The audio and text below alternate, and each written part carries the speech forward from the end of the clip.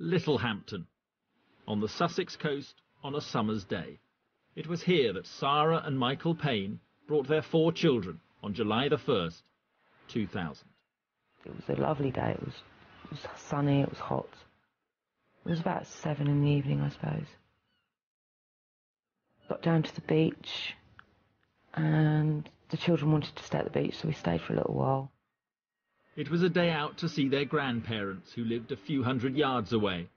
Hard to believe that what happened that day would have such shocking repercussions. Then the boys said, could they stay?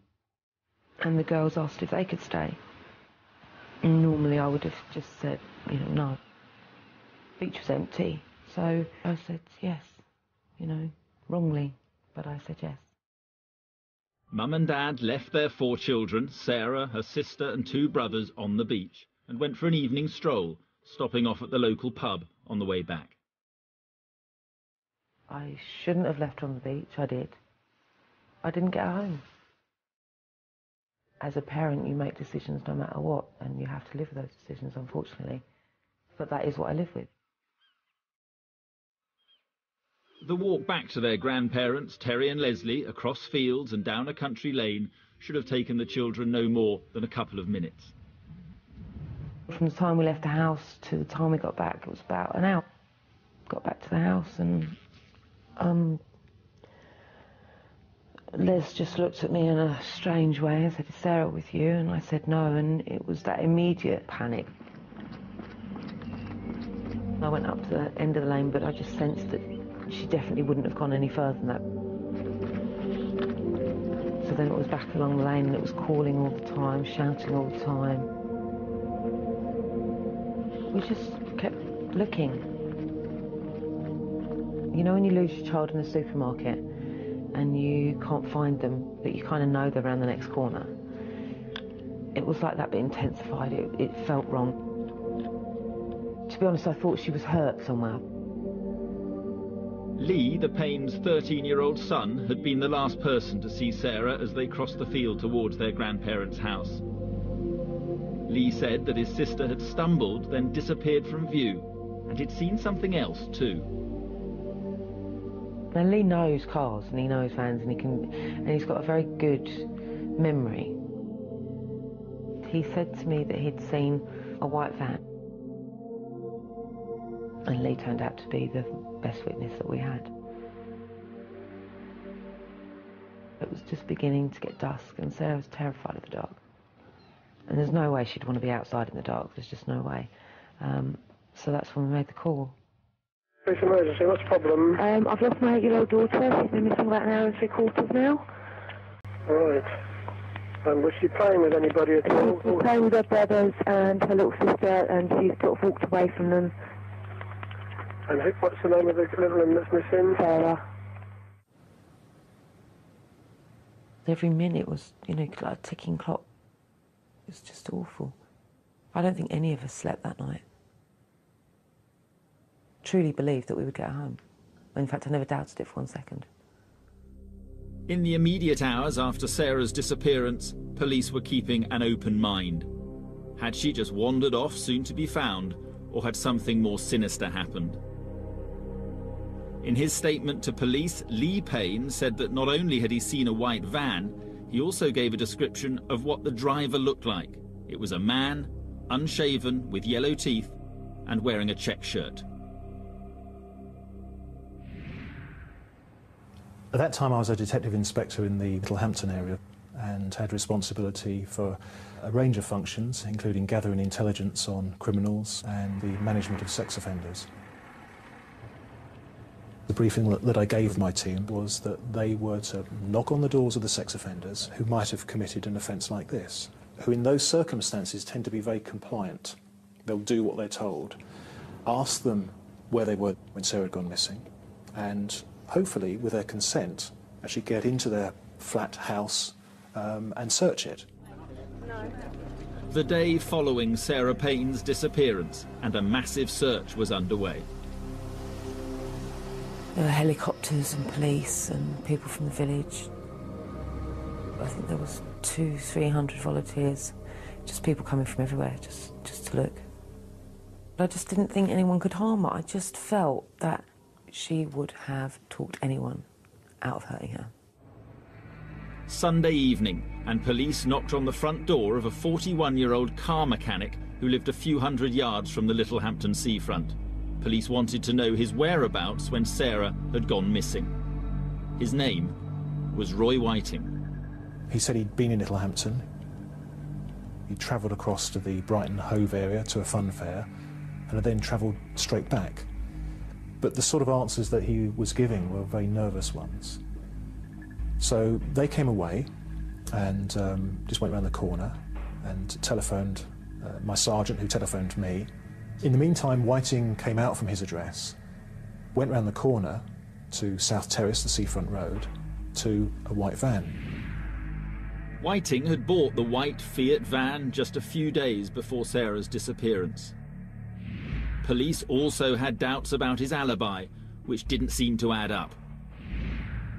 He claimed he'd driven straight back from Brighton, yet in his van was a receipt from a petrol station putting him 10 miles north of the route he said he had taken to get home. On what basis did we arrest him? Nervousness on his part. He gave us an alibi that we weren't happy with. So we were stretching things as it was to get him in custody. But there was another reason why Roy Whiting was a suspect. In 1995, Whiting had been convicted for an indecent assault on an 8-year-old girl in Crawley, 35 miles away. Cruising around the town on a winter's afternoon, he had bundled the girl into his car before taking her to a wooded area and assaulting her. He'd then dropped her home. Roy Whiting was well known to Paul Williams. He had interviewed him in Littlehampton when he was released from prison after serving half of his 5-year sentence. This is a man who had committed a serious predatory offence against a little girl. He just had no appreciation or understanding, really, of what he'd done, why he had done it, and whether he would do it again. After his release, Whiting had been seen hanging around a local swimming pool. Police put him under surveillance in case he tried to commit another offence. My conclusion was that he posed a significant risk. I didn't put it in terms of high, medium or low. There had to be a chance that he would do that again. Roy Whiting was just one of hundreds of sex offenders questioned about Sarah Payne's disappearance. Desperate to find her, her parents appealed to whoever might be holding their daughter. Let her go. Let her go.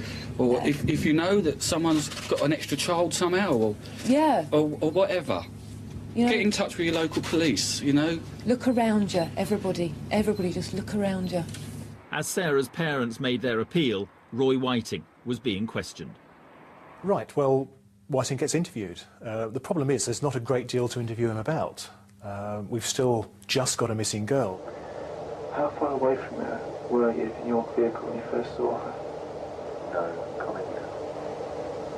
What side of the road was she walking on? No comment.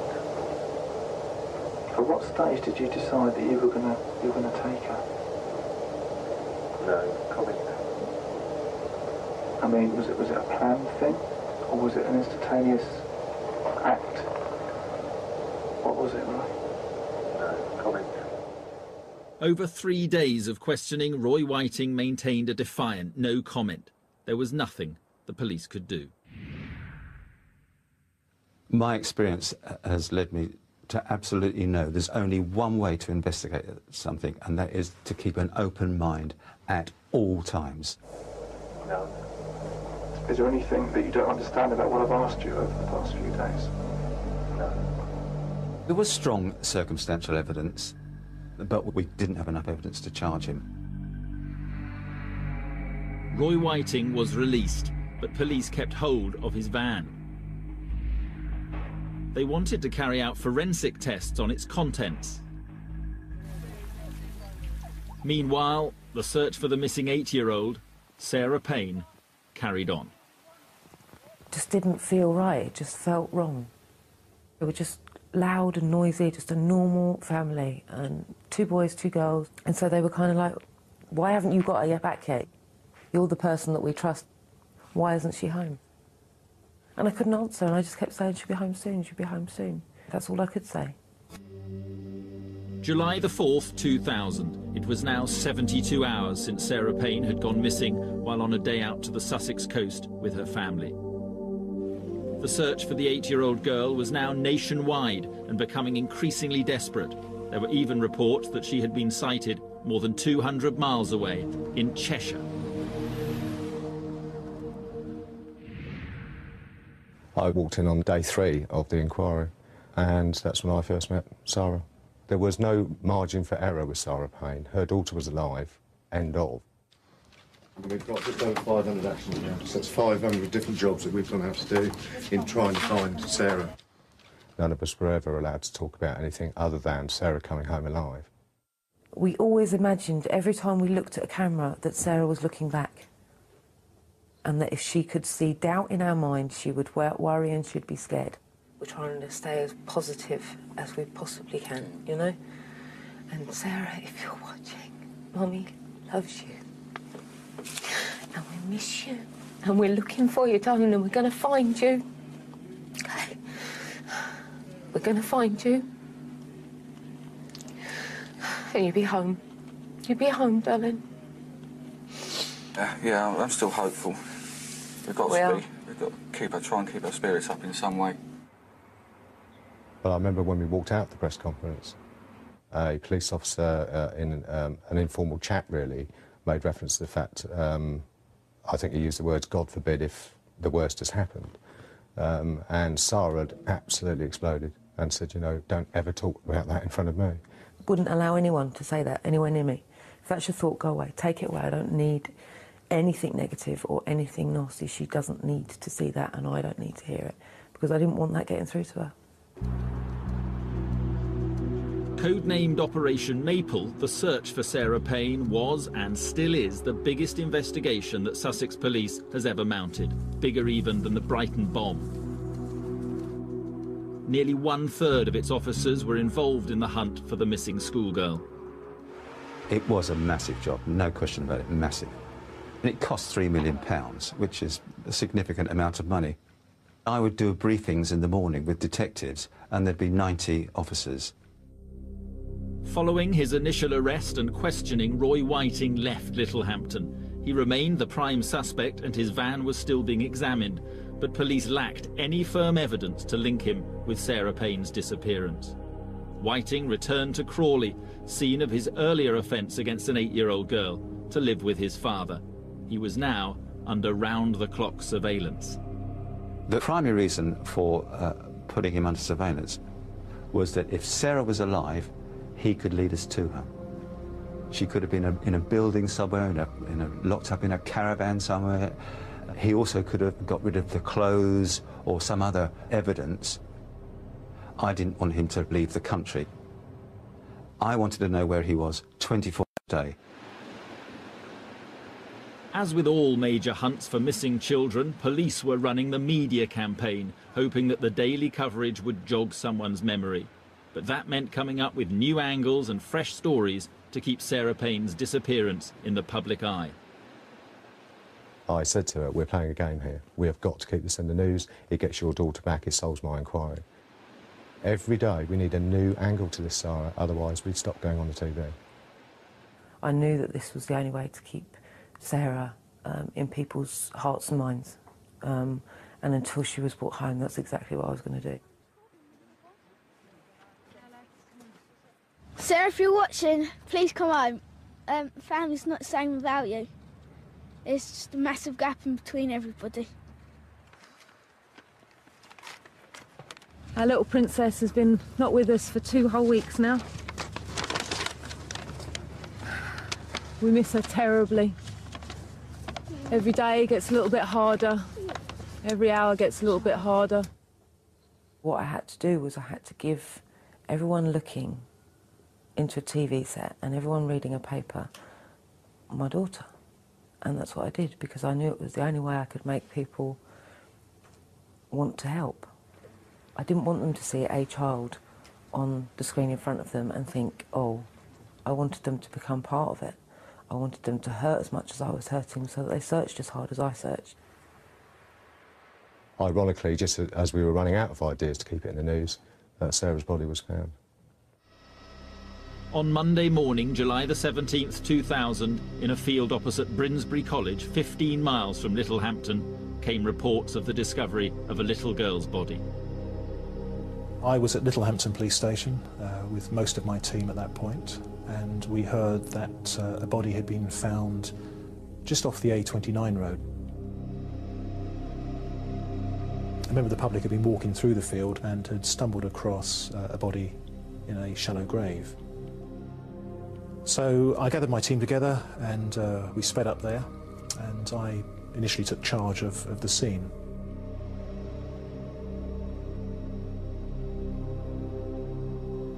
And the way it was explained to me was her body's been found, it's a little girl, and Sarah's the only one that's missing.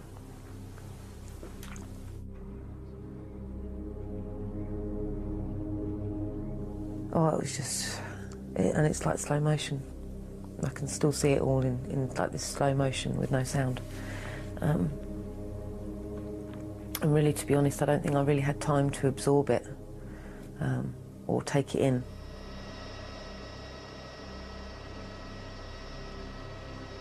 Sarah had not been buried very well. She had been exposed to the elements for 17 days. And what was there wasn't a small child. That's the only way I can put it. It's what nightmares are made of. No police officer ever wants to work on a child murder. It's, you know, we're all parents.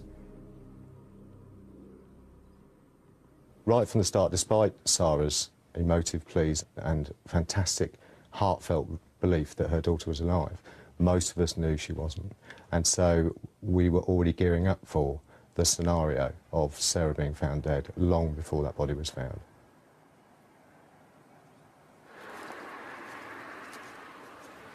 It was now a murder inquiry. A hunt for a killer, a search for evidence and clues, however small. The body was just over there, 5 yards away. There was a full forensic team. There was every ologist known to man that was here just to try and get some sort of forensic evidence. One of the saddest days ever.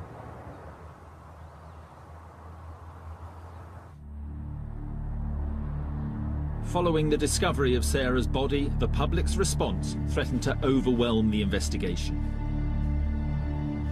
We had 1,000 messages coming in a day from the public. I couldn't possibly read 1,000 messages, so we had a team of detectives prioritising those messages into ABC. Everybody wants to help. You've got to sort out the wood from the trees.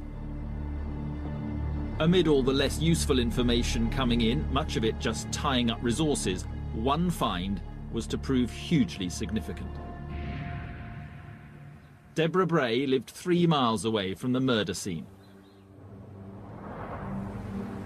2 days after Sarah had disappeared, there was a little shoe in the middle of the road, which was brand new, and it alerted me. I thought some little one from Coolham School had probably thrown it out the car window. And it must have been there 3 or 4 days when it wasn't there anymore. I assumed that maybe someone had picked it up. 2 weeks later, and Deborah Bray heard on the radio about the discovery of Sarah's body in a nearby field and recalled seeing the little shoe in the middle of the road. When the body was found, I rang the police straight away, and whoever it was on the phone said, "Oh, well, can you go and see?" I walked down the road looking for the shoe and found it in amongst the grass under the hedge, quite a way in. So it had been knocked quite away by cars passing. It took quite a lot of looking for. I picked it up very gingerly with my little finger and took it back to the car, and then drove to Brinsbury, where I knew the police were. It would be several weeks before anyone realised the significance of what Deborah Bray had found. I'm a senior forensic biologist in the Forensic Science Service, and I deal with usually offences against the person, so murder, rape, and in this case, the abduction of a little girl. Like the police, Ray Chapman and his team were overwhelmed with information. And at first, the hunt for clues seemed to be going nowhere. There's pressure in the sense that police want things very quickly, but they also know how many items they've submitted to the laboratory. And in this case, in total, there was over 500 items submitted. So they do have some idea that things are going to have to take a little while. July the 20th, and Sarah's family visit the site where her body was discovered. I wanted Sarah to be remembered. I wanted everyone to remember what happened to this little girl when she went and played on a field. I didn't want her just to disappear into nothingness, and for all those people that had helped search, helped look and written to us, for them to forget.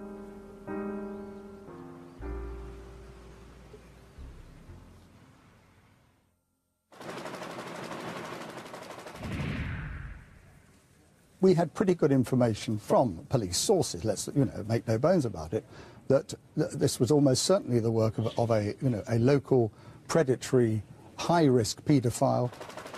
The important thing was that out there were an extraordinarily large number of people who, to a greater or lesser degree, posed a threat to the safety, the welfare, even the lives of children. And so out of that evolved very quickly the idea that we should liaise with Sarah and her family and see whether or not they would want to join us in a campaign. It was time that somebody stood up and said, you know, if you can't keep them in prison and if you can't monitor these people, you better start letting us know that they're there. So we took polls, we conducted some polls, and they came in at between 80 and 90% of the people who were polled who said, yes, we believe these people should be identified, they should be named, they should be shamed. The decision to publish the names and the faces of 50 paedophiles convicted of offences against children was massively controversial. Critics accused the News of the World of inciting vigilante justice. And sure enough, there were attacks, not just on those who had been convicted of offences against children. Innocent people were also targeted, including in South Wales, a female paediatrician whom protesters had confused as a paedophile. But the News of the World campaign touched a nerve all over the country. I don't blame them for being angry the way that they were. I'm not surprised that they demonstrated in the way they were, and I'm not surprised they were as angry as they were. And I think, to be honest, had it been me at that time, I probably would have reacted in exactly the same way. More than 1 million people signed a petition demanding that the government change the law disclosing the whereabouts of known paedophiles. The demands for a so-called Sarah's Law, a lasting tribute to Sarah Payne, continued.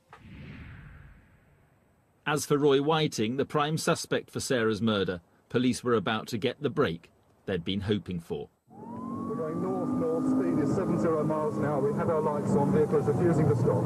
It was never a manhunt for Roy Whiting.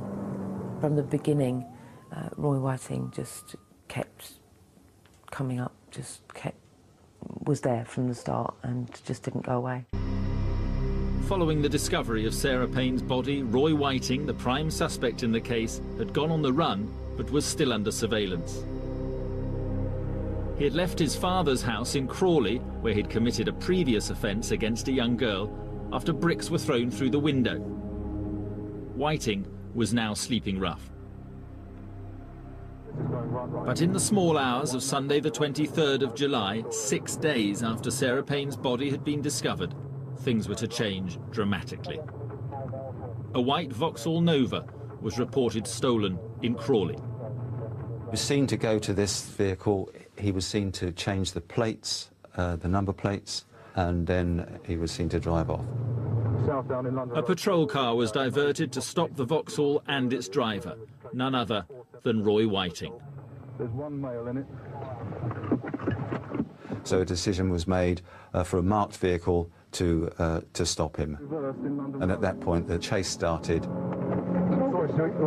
In a desperate bid to get away, at one stage, Whiting reversed the Vauxhall down a dual carriageway. County Oak roundabout, reversing north. One male in it, vehicle's now going south-south. London Road on the northbound carriageway. We're going south past the BP garage. Gone round to the back of Allied Carpets. Drove like an absolute maniac. Carpets, down you go. And he could cause the death of someone. We're into the car park. Keep going. County Oak Industrial Estate. It's going a right into an unmade road.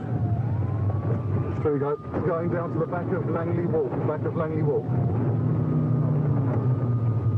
We have a warning light come up on our car. We believe it might be damaged. We may have to call off this follow. More police were now in pursuit. Whiting then dumped the stolen Vauxhall and ran off across fields, but he was then arrested by other officers.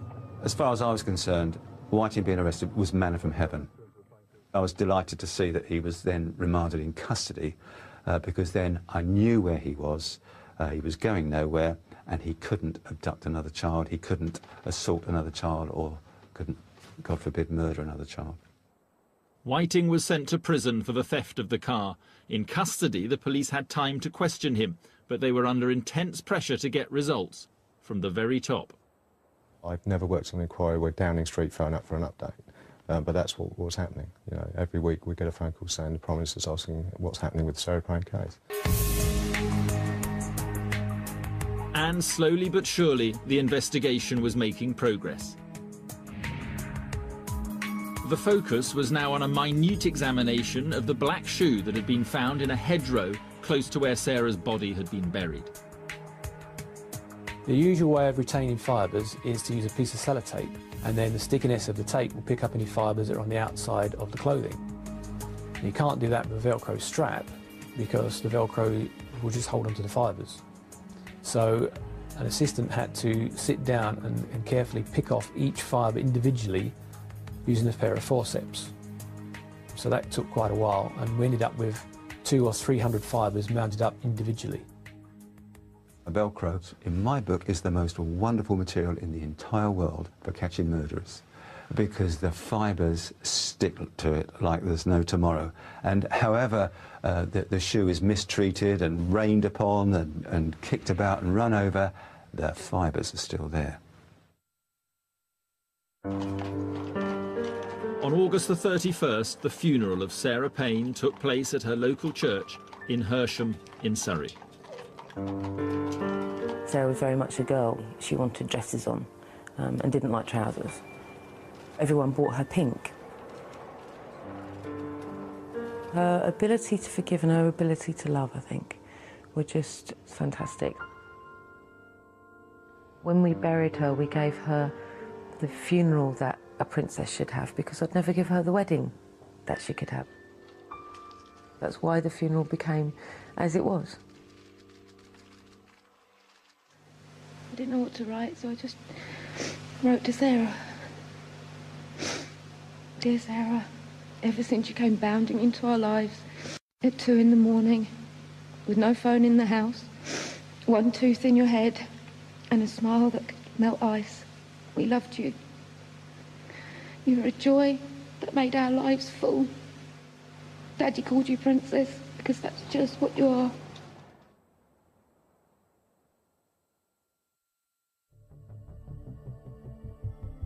Despite all the circumstantial evidence against Roy Whiting, the police still didn't have enough evidence to charge him with Sarah's murder.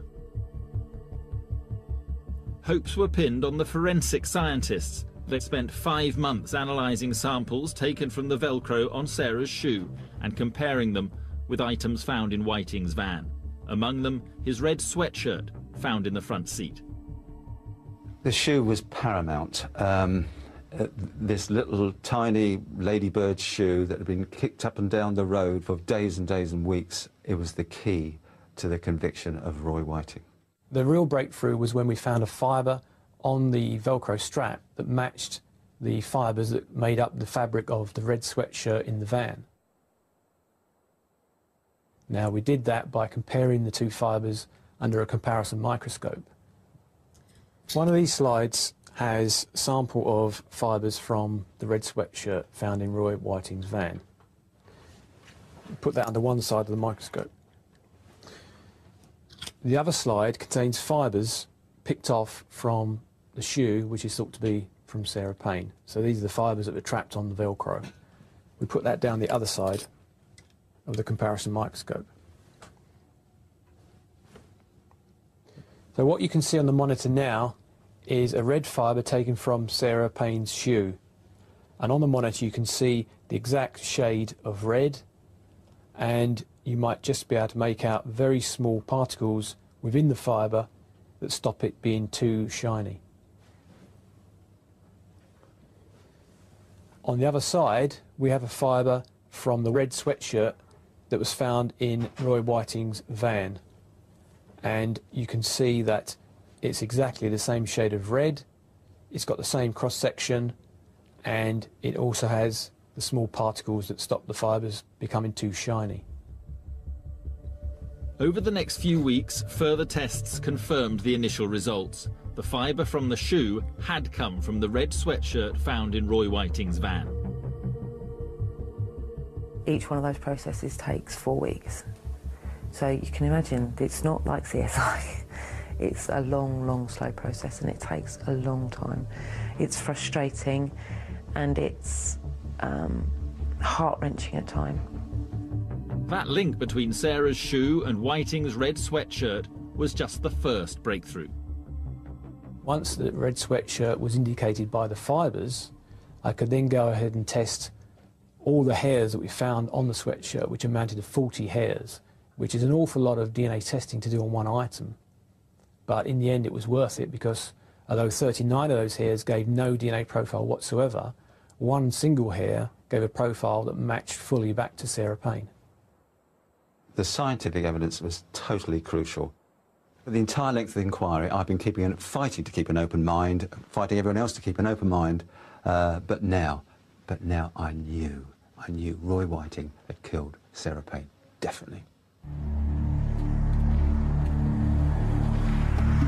On February the 6th, 2001, Roy Whiting was arrested while in prison when about to complete his sentence for the earlier theft of the car and brought back to Sussex.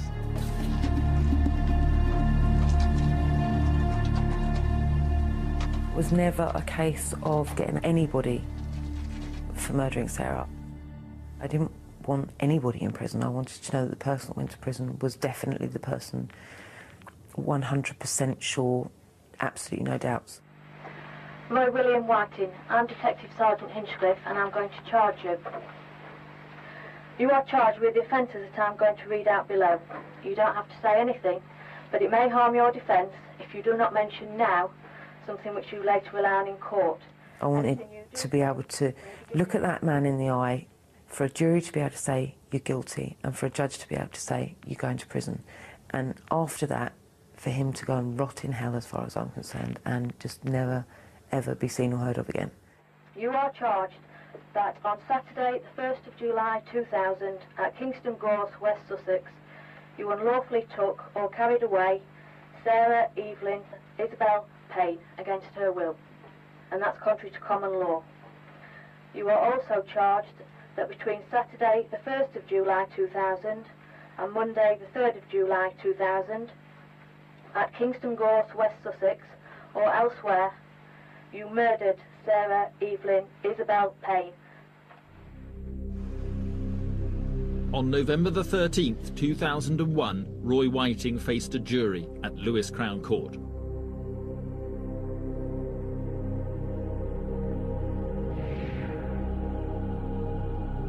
I was about to see the man that had murdered my daughter.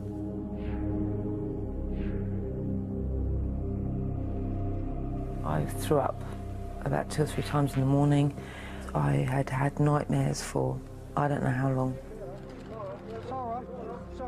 And when he came up from the cells, and he was this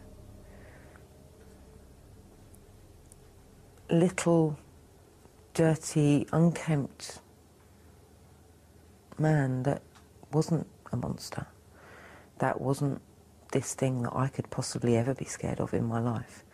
And I knew that the only reason that that man picks on children is because there is no way an adult would have him anywhere near him. Before the jury, Whiting claimed he knew nothing about Sarah's disappearance. He claimed he had forgotten precise details of his movements that night and said he'd been set up by the police. I have never been as confident of getting a conviction from anyone. But after 3 days with the jury being out, I didn't quite have that confidence. I was with Sarah when we got called back into court. We went into court. I don't think I've ever been quite as nervous as I was at that particular stage. And this wonderful young forewoman of the jury, she was asked, how did you find the defendant? And she said in the clearest, loudest voice, guilty. And that was such a relief. When they came through with guilty, I remember a woman on the jury she just cried, just absolutely cried. And for me it was a sense of relief, absolute relief. And then the judge went into all the details, the absolute details of his previous. And that was just horrendous. Before passing sentence, Judge Richard Curtis told Whiting, "You are and will remain an absolute menace to any little girl, and you are every parent's and grandparent's nightmare come true." Then he made the revelation that the psychiatrist who had seen Whiting after his previous attack had warned that he was a high-risk repeat offender. Sarah's murder had proved the psychiatrist right, the judge said. Hearing that was like a knife ripping right the way through, absolutely. It was like somebody telling me what had happened to my daughter. Moments after Whiting was taken to the cells, Sarah and Michael Payne faced the world's media. This doesn't make us happy, but justice has been done. Sarah can rest in peace now. But let's make sure that this stops happening time and time again. People are being let out of prison when everybody concerned knows that this is going to happen again. Sarah, Michael, can you describe that moment when you heard the verdict? I thought of Sarah and nothing else. Come along, Cap. The judge recommended that Whiting spend the rest of his life in prison. I know that there are bad people out there. I know that it was a case of, wrong place, wrong time for her. What I was absolutely devastated and what really knocked me flying was the fact that he'd done it before. I am told constantly that it doesn't happen very often, but I am constantly reminding if it only happens to one child, it's too many. Since the death of her daughter in July 2000, abducted and then murdered while on a family day out, Sarah Payne has fought tirelessly for a change in the law. For parents, schools and carers to have the right to know that convicted paedophiles are in their local area. The government has now agreed that a trial version of the so-called Sarah's Law will be introduced in 4 areas of England. Sarah's Law is basically, it's about predatory paedophiles. It's about people that are whiting. If a predator lives in your community, you should be able to go and ask, and somebody should tell you that he is there or she is there. Over the years, Sarah Payne has tackled anyone with influence to get what she believes in and provide a lasting tribute to her daughter. If I had known Roy Whiting lived in that area, there is no way my children would have been out to play. That would have saved my daughter's life.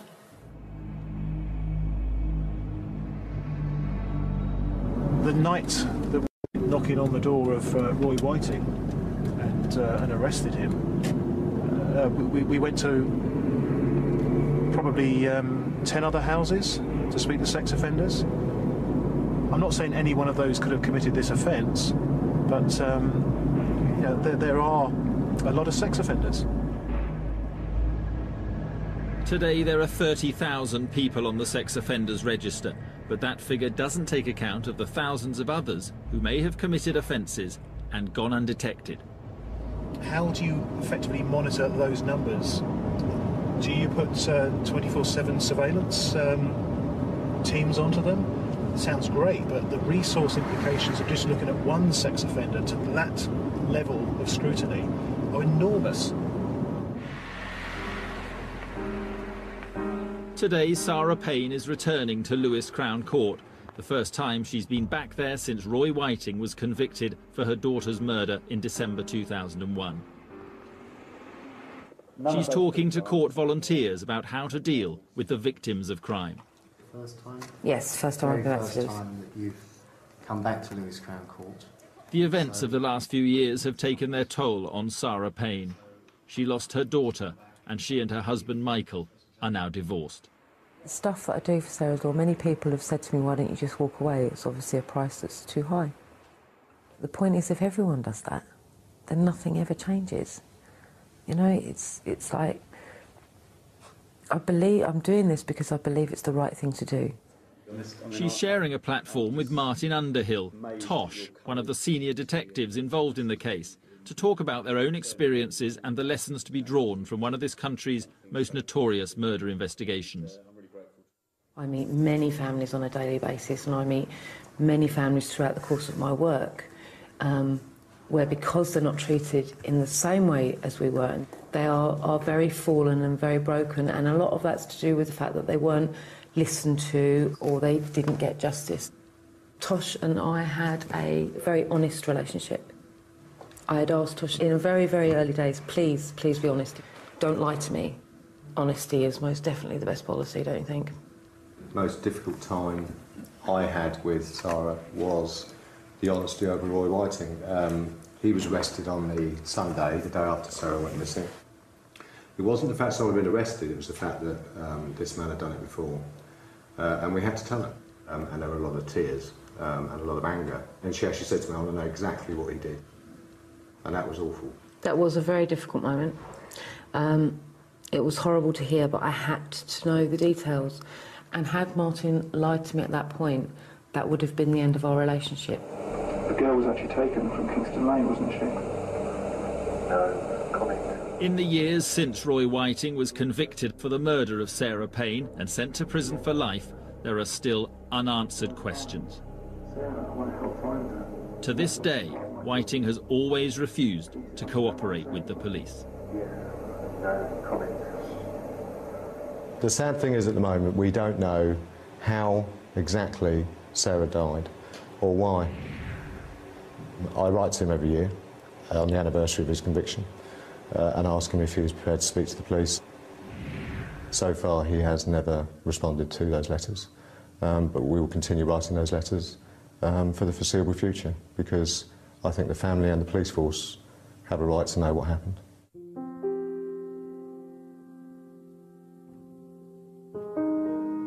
I'm used to having that pain in my life, so it's duller than it was, but it's always there.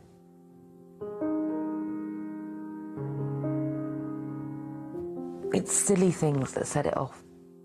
Such silly things. It's things like, just before Christmas I walked around to the shop and there was a young lad there who's, well, they're 16 now, 17, and he's so tall. And he was Sarah's kind of boyfriend, if you like, you know, their first little boyfriend in school. And it was just, I was so upset when I got back, I just couldn't help but cry, because I've been robbed of that.